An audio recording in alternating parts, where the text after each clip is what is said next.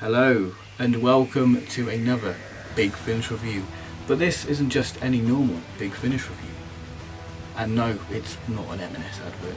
It is a review of the 10th Doctor Adventures Volume 1. Yes, now this has been anticipated by many people, myself included. That's why I did that video about reminiscing growing up with the 10th Doctor. Heck, I even bought the David Tennant Converses, which is really nice actually. I really do like them, but that's beside the point. The nostalgia bug hit me, and I've been watching Tennant and all that sort of stuff, so you can definitely say that the hype for this has been unreal.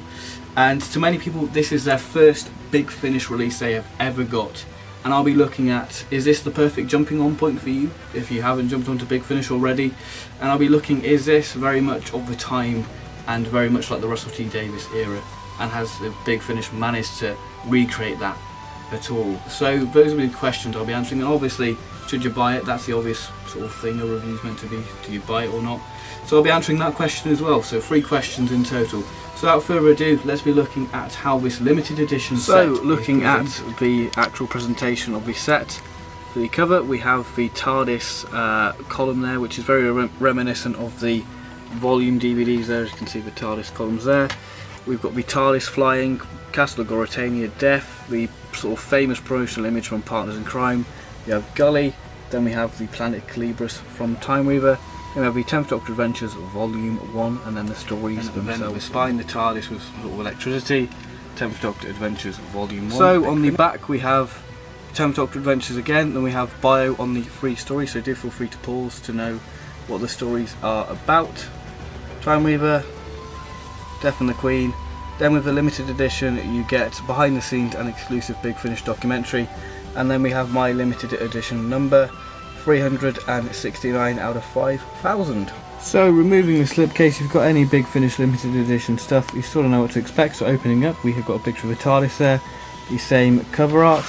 Then we have a picture of the 3 individual story cover art. Then we've got disc 1, Technophobia, disc 2, Time Weaver. Then we have a forward by Dan Starkey and then Terry Malloy. Then we've got a picture of the Doctor and Donna. Then moving over, we've got the lovely concept art for Technophobia with Bex with an X with a quote. Then we have Jill Meadows. Then we have one of the Cognoscenti. Then we've got a bit of information by Matt Fitton about the story. Then we have Time Weaver with Cora, Gully and Sorin. Then Jaliti Colgan talking about the story. Then we have Prince Rudolph. Then we have the Queen Mother. Then we've got Death, and then a forward by James Goss. Director's notes by Nicholas Briggs, and we've got a lovely photo of the 10th Doctor there, which would be lovely to get signed. And a picture of Donna. Then producer's notes by David Richardson. Then we have the cast photos of David Tennant and Catherine Tate. David Tennant there. Then we have a cast photo of Technophobia, Time Weaver, then individual photos from Death and the Queen, and then the cast photo of Death and the Queen. Credits. Then we have the lovely concept art there of the foes and some of the supporting characters. Then we have the 2 heroes of the set.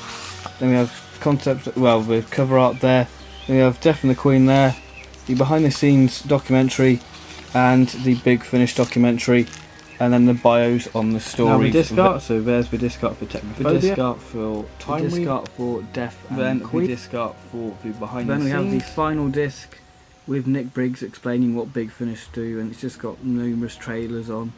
Just thought I'd show you this to see how it compares to the other limited editions, and you can see that the 10th Doctor Adventures just stand out on the shelf.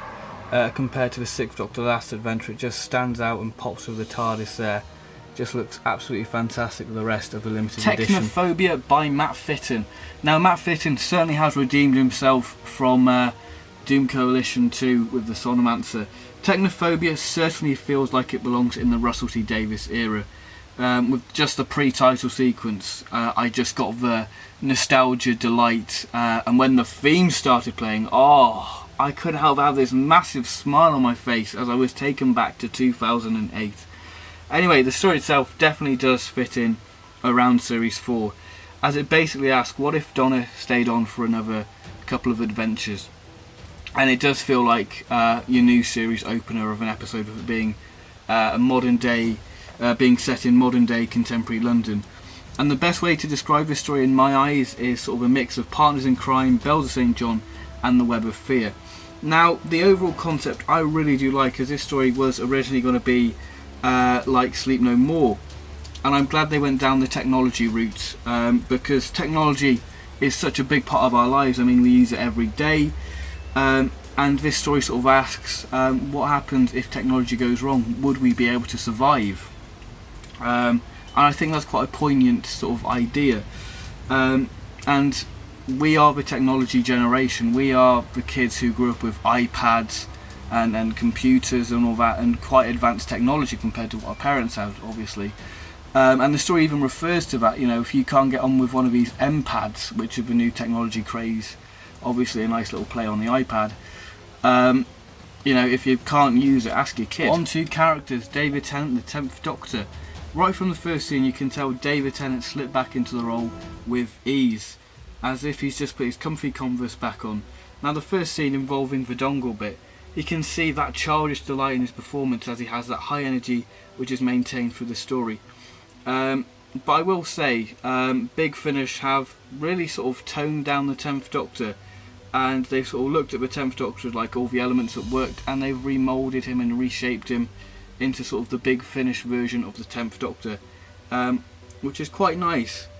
Not only do we see the energy side of the 10th Doctor, we see the 10th Doctor's sort of breaking point, what leads to some powerful moments. Now, Matt Fitton, I think, does some really sort of clever with the Doctor, because the Doctor's this sort of techno geek, isn't he? He does look like an IT teacher, doesn't he, really? And he sort of takes the Doctor's ability to sort of use technology, and that scene in the TARDIS is just great. You know, him sort of responding to the TARDIS, it's just great, and I think that's one of the best moments for the 10th Doctor within the story. And obviously Matt Fitton does use the traditional 10th Doctor trait of him saying sorry and giving the threat one chance. Donna, played by Catherine Tate. Again, like Tennant, it's like she never really left.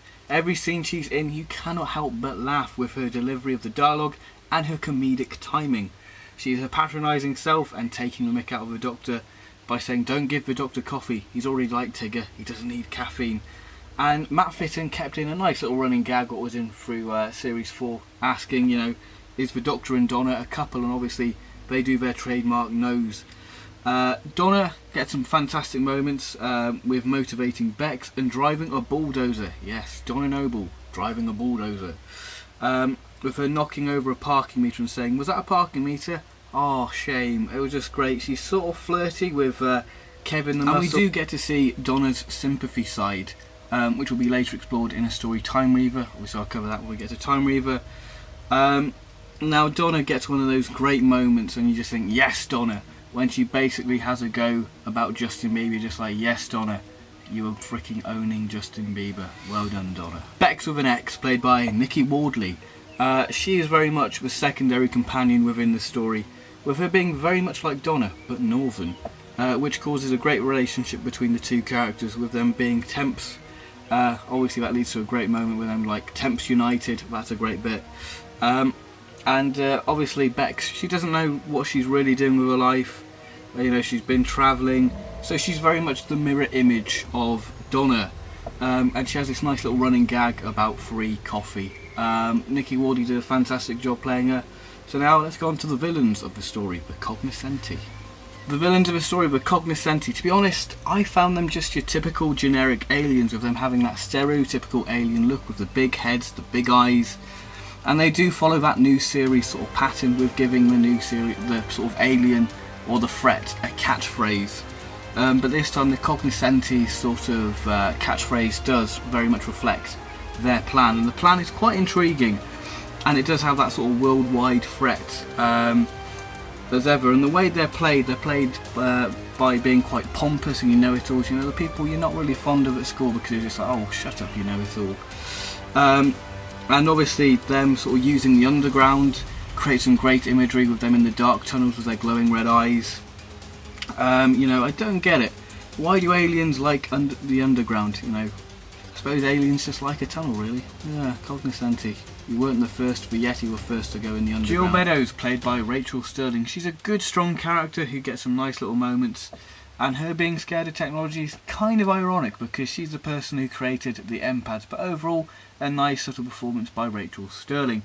Overall, Technophobia certainly does take you back to 2008 with it having this new series open a feel. The 10th Doctor and Donna have this great rapport, with the Doctor just in his element explaining all these little robot devices and Donna's just having none of it. Obviously the sound design is superb, as you would expect with Big Finish. The music is great, especially the downfall of the cognoscenti. That's probably my favourite bit of music within the story.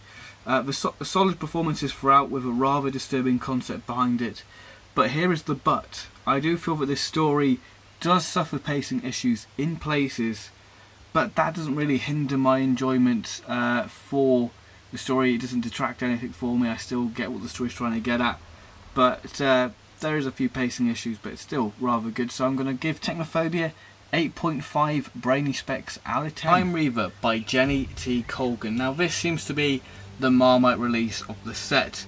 Now I personally quite enjoy it. I mean, it's one of those stories where if you just accept what it's trying to do, then you'll love it. If you don't, then I can see why you might have your own personal sort of dislike to it. Now I'm currently reading In the Blood, Jenny T. Colgan's book with the 10th Doctor and Donna, what sort of coincides with this, and apparently it links with Time Reaver in some way. I mean, I'm very early on in the book yet to see how it does link with Time Reaver, but I can sort of see how it might fit in with Time Reaver with certain things going on within the book. And that is a brilliant book, by the way, thus far. But we're here to talk about Time Reaver, her audio. Now this story would definitely blow the budget for the TV series. Obviously we're creating this sort of loads of spaceships taking off and that sort of thing. The CGI would just be immense and it would just look a mess, really. Whereas audio you can sort of get away with, because the sound design for this is just superb. You can really imagine these spaceships taking off. It's very much like a space sort of King's Cross, and you can just hear, you know, the hustle and bustle of all these different aliens going on, and it's just has this grand feel to it. You know, it's a grand opening, and Jenny T. Colgan is very good at world building. This is very good sort of world building. You really get the sense of what Calibris is like. But my best way to, the premise of the story I think is quite an interesting one, with it being a mix of Pirates of the Caribbean in space with the Rings of Akaten sort of being this sort of garage, sort of underworld sort of planet, and the Time Reaver, the sort of main sort of principle of the story, this is what the story sort of revolves around, is just a great sci-fi idea and quite a horrifying one. Now onto characters. The 10th Doctor, played by David Tennant. Again, like Technophobia, the first scene we hear the Doctor and Donna in is just literally like they were back in 2008. You know, the preview clip they released way back when on the SoundCloud of them in the TARDIS, you know, you can just easily imagine the 10th Doctor and Donna just being thrown around in the TARDIS. Again, like Technophobia, we see the playful side of his Doctor, him just looking around at all these parts. But when he realises time is being modulated, he soon flips and becomes pushy, with him making it his business to solve the problem, and he literally throws himself into the action, which leads to some great swashbuckling moments, you know, like fighting Gully with swords. And to me, the best bit for the 10th Doctor within this story is him self-sacrificing with the Time Reaver, which just has some great build-up, because there's this nice scene with Gully, sort of a confrontation scene with Gully, and he has one of those sort of Time Lord victorious moments where, you know, you can just feel the power and the presence the 10th Doctor has in that scene is just absolutely great. Jenny T. Colgan has definitely captured the 10th Doctor with giving him those long speeches what Tennant just rattles off with ease. And it's quite reminiscent of Silence in the Library, as the Doctor's not really sort of fond of paperwork, or Time Lords aren't very fond of paperwork, and it sort of carries on that theme. And this story leads into Silence in the Library as well, because the Doctor's like, oh, I fancy going to the library, and Donna's just like, oh, it just seems like a day out with Gramps with you. And this story also sort of continues the theme of the 10th Doctor's sort of foreshadowing his sort of demise, really, because he gets this speech about eternity, but he hears eternity calling, but he will not answer yet. So that's quite nice foreshadowing of the 10th Doctor's demise, what was sort of hinted at way back in series 4. Donna, played by Catherine Tate. Oh, Donna is sassy and feisty as ever, with her saying you only come here because you want to gloat because the TARDIS is better. She gets some nice comedic moments with the wench dress, but behind that we see her motherly side with her comforting Cora. We see her quick thinking, and her reaction to what the Doctor did is just heartwarming, and the Doctor sort of self-sacrifice. Her reaction to that is just heartwarming, and the emotion what goes around that is just thoughtful, with us getting Donna's feelings towards the Doctor, and she definitely provides humour in the dark situation the story holds within it. Gully, played by John Banks. What an interesting character, a space pirate octopus. How bizarre is that? But he is well characterised by John Banks. Right from the off, you know he's a bad guy, because he's got this nice sort of sinister edge to him, you know. And he's got some really powerful, threatening dialogue, especially in the introduction scene. He's got some quite a creepy moment. He just says, like, I love it when they scream, and it's just quite a sinister voice what goes around it. But I will say that I do find him a little bit grating at times. He's a bit annoying, and there's this moment where you actually feel sorry for him, so that's a really good writing by Jenny T. Colgan, because you're not meant to feel sorry for a villain, but in this occasion you sort of feel sorry for him in a way. Yeah, Gully, interesting character nonetheless for this quite wacky story. Cora, played by Sabrina Bartlett. Now, she plays a very interesting character. She's very much a lost soul, quite naive and fairly innocent. But there is a real depth to her character and in her performance, as she has this burden, which leads to a fantastic character twist what Sabrina handles rather well. Terry Malloy, Officer Roan. Now, Terry Malloy is quite versatile in this, as he plays a couple of roles in this. I mean, most of the male cast do. Alex Lowe and Dan Starkey do. You know, one of his roles, Terry Malloy plays this sort of space criminal thug in the introduction. But he does a superb job playing Officer Roan, who he plays throughout the story. And he's quite a calm and collected sort of character. But within his performance, you get this sort of sense of loss, that he does have this sort of pain in him, and he's quite tormented by it. And again, like Cora has a great character reveal, and Terry Malloy's character, Officer Roan, does have a quite a sad demise, really. Yeah, and it's quite a haunting bit, really. But his character twist is handled again rather well. So, what do I think of Time Reaver in general? Overall, this is your emotional family drama story, but the story does have an even balance of humour, ranging from the police wanting sort of paperwork so they can do their job before they get confirmation to do this. The psychic paper is used effectively, and the sonic screwdriver is used in its typical new series manner. Yeah, and it has that nice little balance of tension. Now, the Time Reaver is a neat idea what causes some disturbing, distorted sounds, with sort of its victims sort of having these weird sort of distorted screams, which is quite a haunting and horrifying thing when you hear it. And you put that along with the actual concept of a Time Reaver, it creates a terrifying device.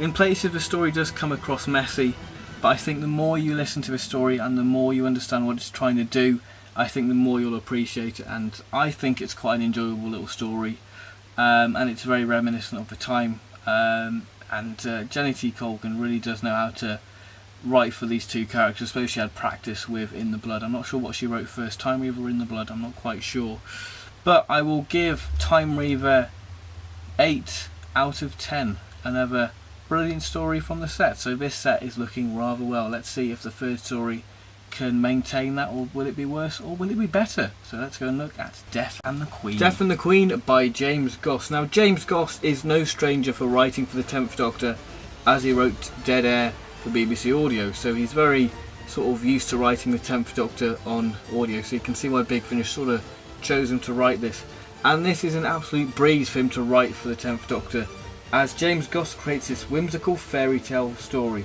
what has a great mystery throughout. Right from the opening seconds, you are thrown into this adventure at great speed. Well, I say speed, it's more horse speed really. Now, the story sort of reminds me a bit like Unicorn and the Wasp, just a little bit. 10th Doctor, David Tennant. With all this mystery, you know the Doctor is going to be intrigued, which does lead to some funny moments with the Doctor interrupting Donna and Rudolph's date by bursting in asking about Gorytania. After all this, he's still baffled, as he's never heard of Gorytania, which leads to the flag, which becomes a central point to the plot. Now, I would say very much that the Doctor is the comic relief with this story of him sort of taking the mick out of Donna's dress by saying, "Oh, you could build a blanket fort out of that," and him sort of rolling around in the mud, testing the strength of a skeleton army, and dangling from a banner. And another funny moment is when he says, "Look out the window," and it turns out all the windows are stained glass. And he says, "One day I'll go to one of Donna's weddings," because he didn't go to this one, but he does gate crash it, which is a great scene. Which sort of hints at the end of time that he go to the next Donna's wedding because she gets married in that. But despite all this, we do get some touching moments when he thinks it's the end of him and Donna travelling. And we can see how protective he is of Donna, with a nice little mention of K9. And that scene just reminds me from sort of the Sontaran stratagem when the Doctor thinks, Donna's saying goodbye to him, but it turns out to be, a false goodbye really. And when death starts happening, we see the Doctor really come into his own when he stands up to the Queen Mother. And I think, the second half is when he really does come into his own, and that's when the Doctor sort of still has that comic edge to him, but he becomes a lot more serious in what he's doing. Donna, Catherine Tate. Now this is very much a Donna-centric plot, with her trying to get to grips with being a queen, which just amuses her as she brags to the Doctor saying, "Oh, she's got all the mod cons," but that turns out to be something quite different. But she's still sassy and feisty to her servants, especially the Queen Mother. But underneath all this, Donna feels like it's her duty to protect these people, with her basically taking charge of these situations, and it gives Catherine Tate a lot more to do and a lot more to play around with Donna instead of just being the gobby companion really, which is nice. But after all, she is still the fiery old Donna, which we all love. She gets a great moment saying, "Oh, Death, do you fancy a dance?" and teaching her subjects about Jackie Collins, but still being emotive, saying, "You're not just a maid." And boy, those maids are certainly not just maids. Rudolph, played by Blake Ritson. He is very much a mommy's boy sort of character, who is quite smooth and flirtatious, but when he goes back to Gorytania, he just becomes very sort of mommy boy-esque and very hesitant, and just is a bumbling fool. But he does have his authoritative moments, especially when he sends out his men to fight a cloud. Yes, he shoots bows and arrows at a cloud. Logic. Well done, Donna. You got the perfect man there. Alice Cridge, the Queen Mother. Now, she does quite a good job as she plays this quite cold and harsh character who is played very much over the top, which sort of helps her character as she has these petty arguments with Donna, which is just some great witty moments between Donna and the Queen Mother. Now, she's very persistent and she's just damn right patronising to everyone she encounters. She's definitely not a character you want to sort of mess with because she's quite a harsh character. Alex Lowe, who played Death, he does an absolutely brilliant job as he sounds sinister with this booming voice. Now, if you've listened to Leviathan, he sounds pretty much like the Hearn, that sort of skeletal sort of character on the cover. But you really do get a sense of his powers, just one touch and you're dead. And he definitely does have a presence within the scenes he features in, and yeah, he does have sort of a robotic sort of twinge to his voice, which is kind of odd because the Cloud is this booming, sinister voice, but then when Death actually appears, we get this sort of robotic, sort of sinister Hortense, played by Beth Chalmers, basically is the Doctor's companion as Donna's kind of busy getting married. Now, she asks all the right questions, which pleases the Doctor immensely, and she just turns out to be rather badass, with her getting some great action moments and her being very adaptable to the scenario she's put in, and she's rather quick thinking, which is really good. And I really do like Hortense, and she becomes a general, so yeah, she's a great character. Love Hortense. So what do I think of Death and the Queen? Now, Death and the Queen, when I was reading the synopsis when this was first announced, I thought, this sounds a bit like the Army of Death, and it does sort of remind me of the Army of Death with the Army of Skeletons and that sort of mystery vibe to it. But Death and the Queen is a light-hearted romp full of wit and mystery, with cracking sound design from horses charging to soldiers being ripped apart, which just makes the story have this creepy edge and just puts some rather gruesome imagery in your head. And the story definitely puts a new meaning to Death Do Us Part, really. But the story does take a while to sort of build up. But that's not really a negative, because you get these nice little comedic moments throughout. But the second half is when the story really does fire on all cylinders and get some great moments. And I've got to say, this is my favourite story out of the set. I mean, this is a story I was always anticipated because it just sounds like a great story. And it certainly delivered that, and James Goss did a wonderful job. So I'm going to give Death and the Queen 9 wenchy dresses out of 10. So now let's go into my concluding thoughts on this box. What do I think of the 10th Doctor Adventures Volume 1?